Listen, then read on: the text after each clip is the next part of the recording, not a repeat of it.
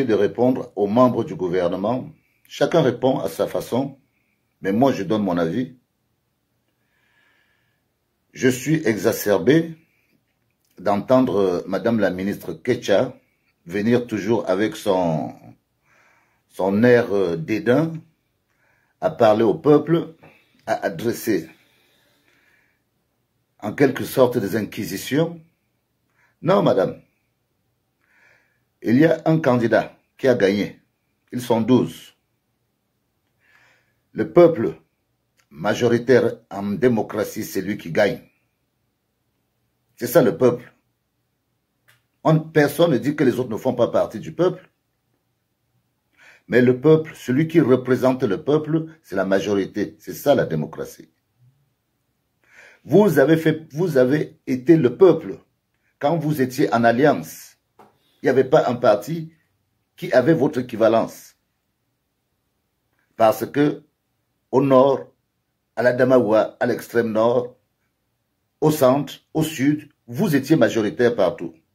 C'est vous qui avez l'appellation peuple. Il ne faut pas essayer d'embrouiller les gens. On ne peut pas avoir 2% et dire qu'ils prétendent qu'on a gagné. Parce qu'on n'a pas la représentation du peuple. Du peuple majoritaire. En démocratie, c'est la majorité, madame. Donc, madame la ministre, on vous en prie. Vous feriez mieux, vous, de vous arranger entre ministres, d'abord de demander pardon au peuple camerounais. Vous n'avez rien à dire. Vous n'avez même pas à parler devant nous. Parce qu'on est en train de venir vers vous. Vous venez nous demander la paix. Quelle paix? Vous nous avez craché au visage. Quelle paix? Non, madame la ministre.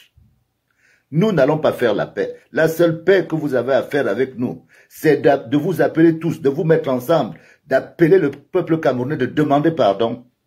Et à partir de ce pardon-là, vous suivez les directives de ce que demande notre président. Il n'y aura pas de paix, fabocité, et ne nous prenez pas pour des imbéciles.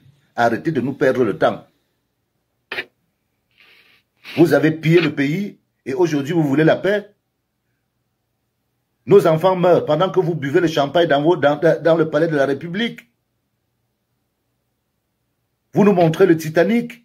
En 2025, le capitaine ne voit pas comment le bateau coule.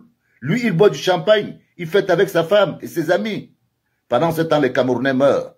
Madame la ministre, il n'y a plus de marche arrière. Vous avez une seule solution. Demandez pardon au peuple. Et trouver un moyen de dire que vous reconnaissez votre tort, et là, le président élu prendra la parole et il prendra ses engagements. Ça suffit comme ça. Arrêtez de mépriser tout un peuple. Vous ne pouvez pas humilier des gens comme ça. Pendant qu'on est en train de tuer les gens, vous êtes en train de boire du champagne. Vous n'avez pas honte. Vous êtes la honte du monde. Vous avez souillé le Cameroun.